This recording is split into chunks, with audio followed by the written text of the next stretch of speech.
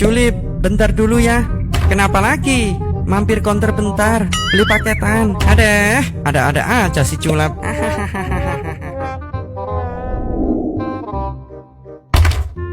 Permisi, mau beli paketan. Udah, balik aja, nggak ada orangnya. Mbak, beli pulsa. Bang, beli pulsa. Kayaknya orangnya sibuk di dalam nih. Kesempatan. Loh, itu kok masnya main masuk aja? Ada yang nggak beres nih. Apa ya? Uang? HP? Voucher? Aduh Culip, dia mau mencuri. Tenang aja, sekali dia balik badan, Culip yang ganteng ini siap menghadang. Hahaha. Kenapa ketawa? Mana ada orang ganteng matanya merah gitu. Yang ada serem tahu. Voucher aja deh, lumayan paketan gratis. Nggak sekalian tuh, HP sama uangnya bang. Janganlah, takut dosa dan dipenjara aku. Hah? Siapa kamu? Kita adalah penjaga hatimu. Kembalikan barangnya. Tolong bang, aku butuh paketan. Kalau butuh tinggal beli, kenapa mencuri?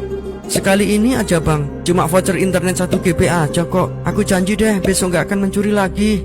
Semua pencuri juga gitu awalnya, menganggap remeh barang curian. Tapi lama-kelamaan keasikan sampai berani jadi pembegal jalanan. Tutuplah matamu dan renungkan, bagaimana jika di akhirat tangan-tanganmu itu akan habis dipotong-potong. Tolong, jangan. Dan ketika sudah terpotong, tangan itu akan kembali lagi, lalu dipotong lagi, kembali lagi, dipotong lagi, kembali lagi. Udah, serem banget. Aku nggak jadi mencuri deh. Nah, gitu dong, cakep. Tapi boleh nggak aku minta sesuatu? Apa? Senyum dikit lah, biar sama-sama cakep. Allah melaknat pencuri yang mencuri sebutir telur. Lalu di lain waktu ia dipotong tangannya karena mencuri tali. Hadis di atas menjelaskan bahwa kita jangan pernah meremehkan perbuatan mencuri, karena hal yang kita anggap remeh itu adalah benih yang justru akan menumbuhkan minat kita pada tindakan pencurian yang lebih besar. Nanti saat manusia berjubul-jubul di padang mahsyar, semuanya bingung di padang mahsyar, gak diajak bicara sama Allah Ta'ala, didiamkan paling sedikit 1000 tahun, gak diajak ngomong sama Allah Ta'ala, tidak tahu kondisinya surga atau neraka, pada bingung semuanya, berjubul-jubul mendatangi Nabi Adam, Nabi Nuh, Nabi Ibrahim, Nabi Musa, Nabi Isa. Nanti akan ada yang memberi syafaat kepada kita semua. Siapa itu? Yashfa' lana yaumas siham, baginda Muhammad sallallahu alaihi wasallam. Kalau akunya di khobir tadi, analaha, aku yang akan menolong kalian semua. Jadi kalau kita rajin sholawat, di kiamat saja ditolong, apalagi di dunia. Di saat ruwetnya hari kiamat ditolong, apalagi di dunia. Maka orang yang rajin sholawat dan salam gak mungkin gak bahagia dunia akhirat. Ya pasti bahagia dunia, bahagia akhirat. Kalau iman kita ingin kuat, ingin mantap, maka yang pertama, man amana billah, dia mesti yakin tanpa ragu pada semua ketentuan Allah. Ingat bu ya, Pak ya, iman itu pengertian dasarnya yakin jangan ragu. Itu poinnya. Yakin jangan ragu.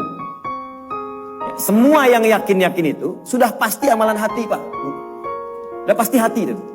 Bukan amalan lisan. Kalau lisan bisa berubah. Kalau sudah sampai ke hati jadi komitmen. Ya, aku mencintaimu. Jangan percaya. Tuliskan cintamu itu dengan menuliskan namaku di buku nikah kita. Catat. Baik. Sebab cinta juga sama. Cinta itu kan masalah hati. Dari mata turun ke hati. Makanya ketika dilamar, ibu mengatakan kepada anaknya, sudah mantap belum hatimu? Yakin belum? Yakin itu amalan hati. Sentuhlah ia tepat di hatinya, maka ia akan jadi milik untuk selamanya. Hati. Ayo bikin status. Iman juga hati. Makanya ketika ada orang beriman dengan lisan, itu dikoreksi oleh Allah. Iman itu bukan di lisan, kata Allah, di hati. Sebab kalau sudah sampai ke hati, orang yang sudah sampai ke hati mengerjakan apapun jadi mudah, Pak. Keberhasilan ahli Al-Quran itu adab. Buka Quran surah ke-35 ayat ke-32, paling kiri sebelah atas. Thumma awrathnal kitaba alladhina istafayna min ibadina. Kemudian kami wariskan Al-Quran itu kepada hamba-hamba yang kami pilih. Awas, ada yang rajin baca, one day one juz, one day one ayah, again, one day one surah. dan seterusnya. Ada yang rajin menelaah, buka tafsir ini, tafsir itu. Ada yang rajin menghafalkan, ya Masya Allah. Tapi maaf, apakah semua orang itu dianggap benar oleh Allah ketika berinteraksi dengan Al-Quran? Tidak. Ada 3 golongan. Faminhum zalimun li nafsi. Ada orang yang senang dengan Al-Quran tapi zalim orangnya. Rajin baca dia, rajin tapi zalim, tidak mampu menempatkan ayat Quran sesuai dengan tempatnya. Apa? Zalim itu menempatkan sesuatu bukan pada tempatnya. Ini penghapus, buat menghapus tulisan di papan tulis. Asalnya begitu, tapi digunakan untuk melempar orang misalnya. Nah, itu zalim namanya. Gelas, tuh, fungsinya menampung air untuk minum. Gayung fungsinya untuk mandi. Ada orang minum pakai gayung, mandi pakai gelas. Itu zalim namanya.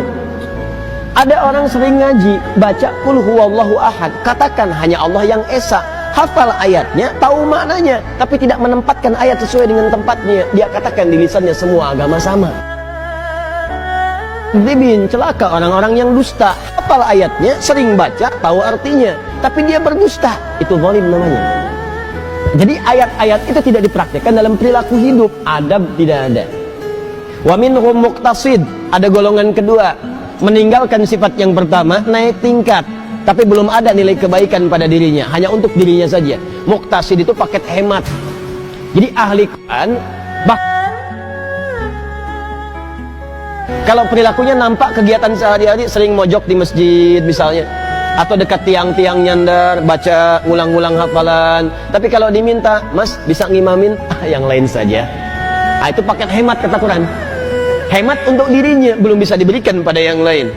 Yang ketiga, wa minhum sabiqum bil khairati biiznillah. Ada ahli Quran, kesuksesan interaksinya dengan Al-Quran dibuktikan dengan menampakkan perilaku baik dalam kehidupan. Sabiqum bil khairat, kalau bisa nomor 1 dia mengerjakan kebaikan. Jadi ciri orang yang berhasil dengan Qur'annya, kata Allah, adalah adab. Jadi jangan bangga kalau anak anda hafal 30 juz, tapi nggak merubah perilakunya. Yang yaitu hafalan banyak, tapi perilaku semakin durjana. Yang salah tuh dalam hafalannya. Ada yang keliru. Ciri orang tuh kalau sudah dekat dengan Quran, karena Quran itu baik, maka akan ada perubahan dalam dirinya. Minimal tuh sifatnya dulu lebih tenang, lebih terukur, lebih baik. Lama-lama jadi sikap, sopan, adabnya muncul. Kalau ada kebaikan pengen segera dikerjakan. Kalau lihat sampah di masjid pengen segera ngambil. Kalau lihat ini belum nyala pengen segera nyalakan. Kalau lihat saf kosong pengen ngejar safnya. Itu dorongan kebaikannya cepat sekali. Semakin tinggi kecepatan berbuat baiknya, ini menandakan semakin besar pengakuannya di hadapan Allah Subhanahu wa taala dalam perubahan kebaikannya. Jelas dari sini? Baik.